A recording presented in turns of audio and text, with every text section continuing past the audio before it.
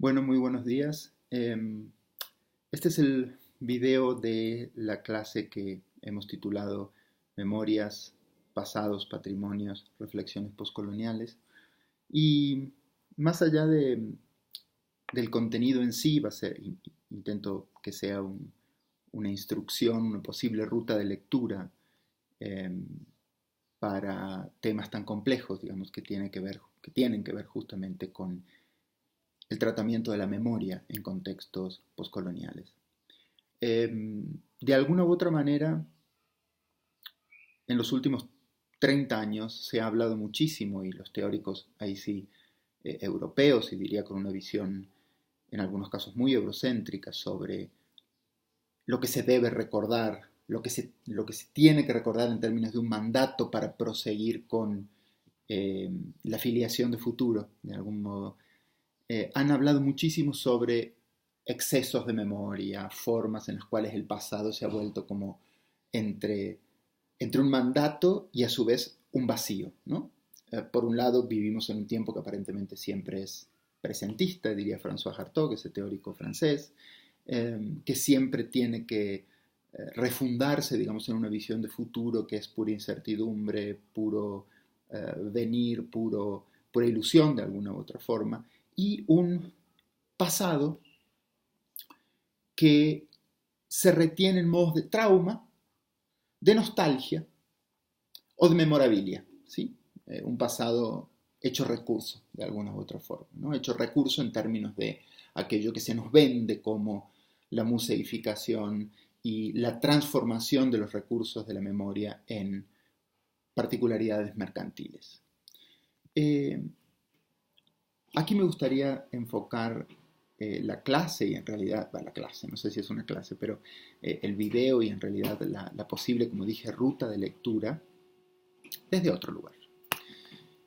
Desde un lugar que tiene que ver con pensarnos situadamente en aquello que ha sido obturado, forcluido, dirían los psicoanalistas, y aquello que se retiene como un significante, pero que es totalmente hecho fracasar en el discurso, en términos de lo que puede ser enunciado como memoria, memoria legítima, memoria legitimada, memoria verdadera, memoria con evidencia, en contextos postcoloniales.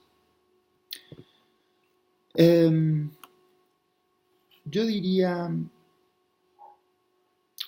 que uno de los peligros fundamentales que tenemos en este momento, que enfrentamos en este momento como sociedad que intenta construir una visión de lo común, que intenta construir una visión de lo común en términos de comunidad, por fuera de, no sé si por fuera, pero por lo menos con un cierto enfrentamiento con respecto a los órganos normalizadores de la administración republicana, esto es, el Estado y sus instituciones y sus agentes.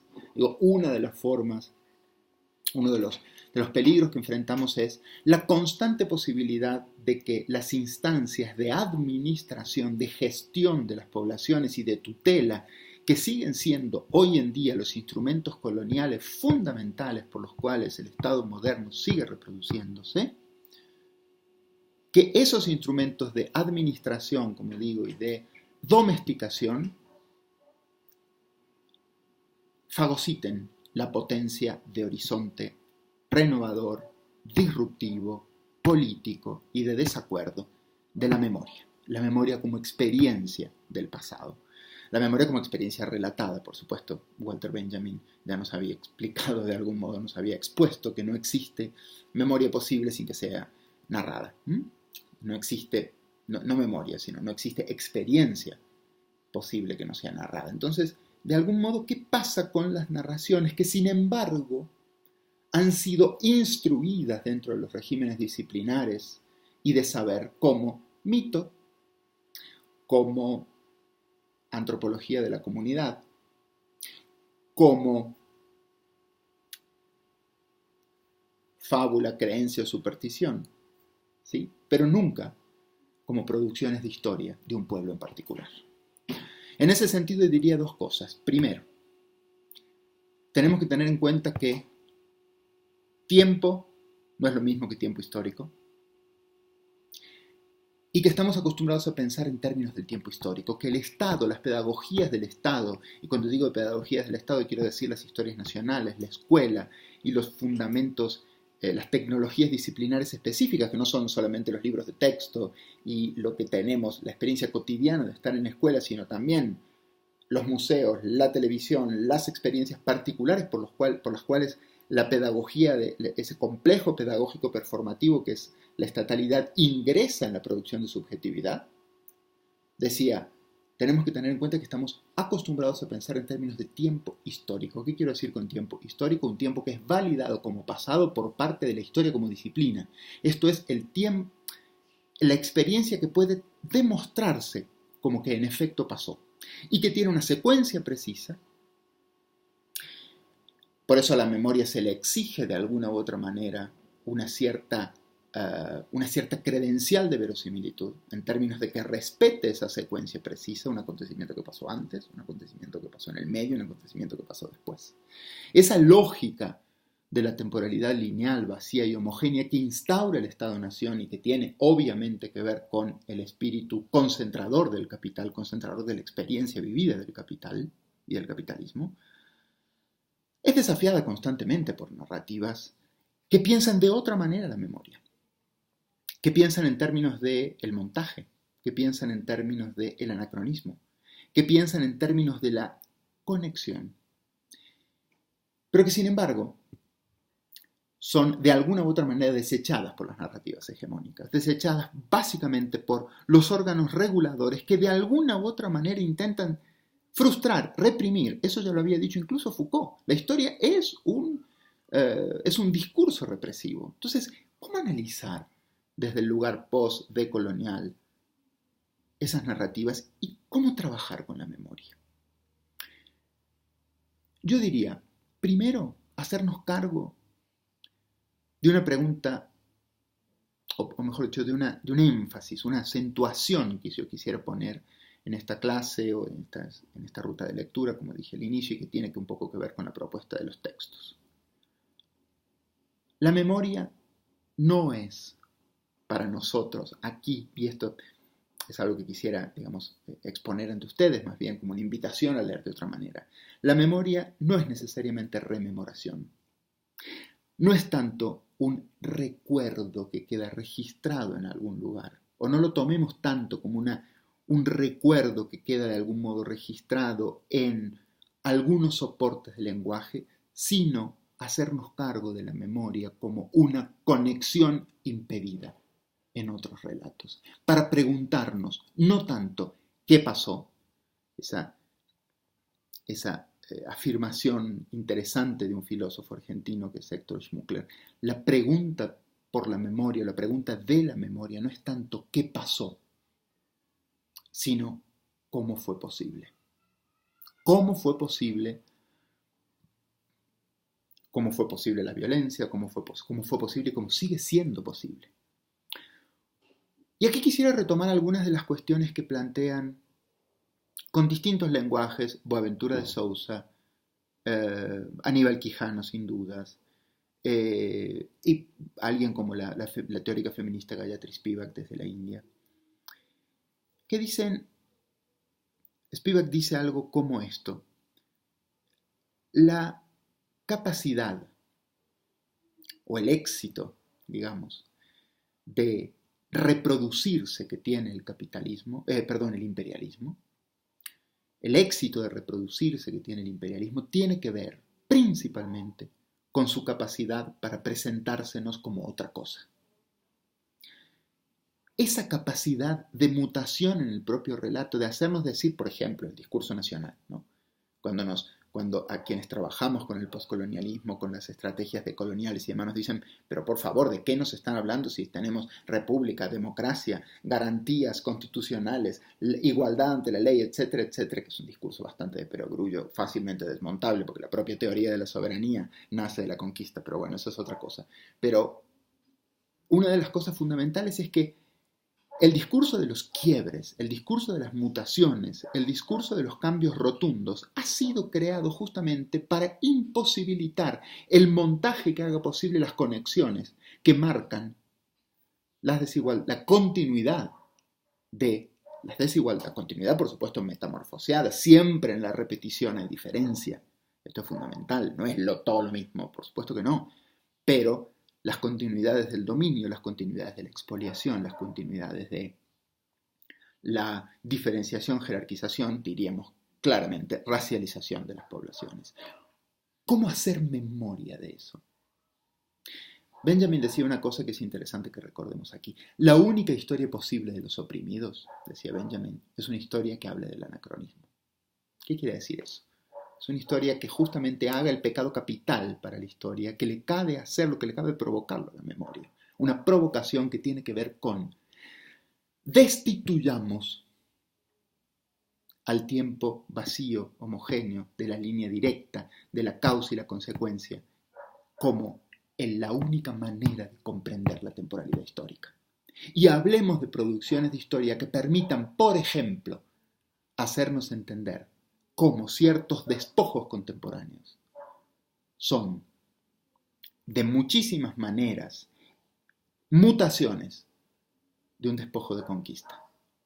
Cómo probablemente la conquista, eso que llamamos la conquista de los pueblos, no sea tal vez un acontecimiento, sino una estructura. Una estructura histórica que probablemente permita o posibilite su propia reproducción, su propia reedición, a partir de lo que prohíbe el pensamiento histórico, que es no dejar que la memoria conecte aquello que ha sido impedido por peligroso, por subversivo. Por eso Benjamin decía, también, bueno, hoy estoy con Benjamin, pero bueno, por eso Benjamin decía, que a lo mejor no era ni poscolonial, ni mucho menos, pero no importa, sirve para poder apropiárnoslo desde América Latina, o desde espacios post-neocoloniales. Benjamin decía, la experiencia es algo que salta por encima de los tiempos, no crea continuidad.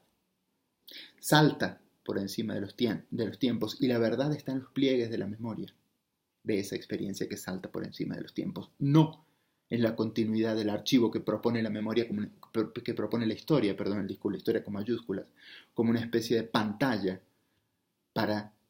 pedagógica de entrenamiento de la cabeza y de entrenamiento de la imaginación para impedirnos pensar de otro modo. Les quisiera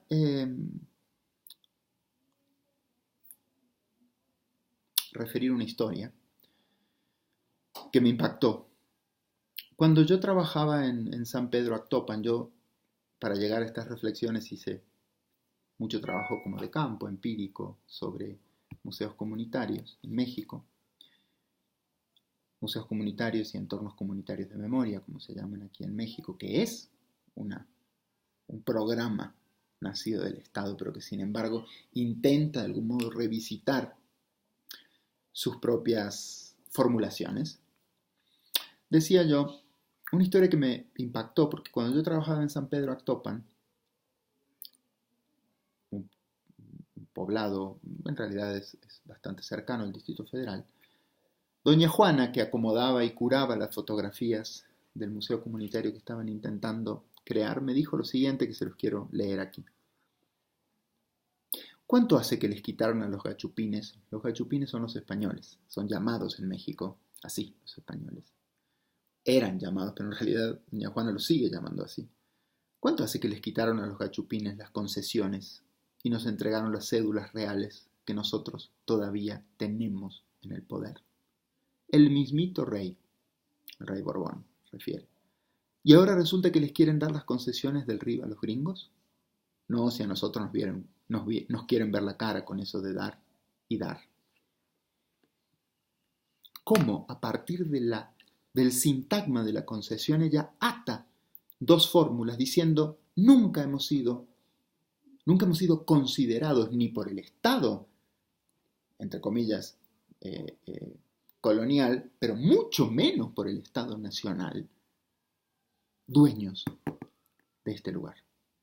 El Estado colonial, el último Estado colonial, Borbón, nos otorga por las presiones las cédulas reales y este Estado nacional concede con la misma fórmula de las concesiones coloniales a los gringos, el uso a los gringos, o sea, a los Estados Unidos, el uso sobre los ríos. Esta atadura de alguien, de una cocinera, que trabajaba cotidianamente dentro del museo comunitario, ordenando las fotos, es un ejemplo exactamente de cómo es necesario destrabar y producir estas conexiones que parecerían descabelladas en cualquier relato histórico con mayúsculas que exija la especificidad del acontecimiento. De alguna u otra manera los invito entonces a leer en esta clave de conexiones impedidas las lecturas sobre archivo, memoria, patrimonialización y los peligros de la patrimonialización como un discurso a partir del cual el Estado fagocita y encaja en esa narrativa maestra los recursos de imaginación que vienen desde abajo o desde los lugares, digamos, que han permanecido interdictos a los discursos del complejo pedagógico de la estatalidad. Que tengan buen día y buena lectura.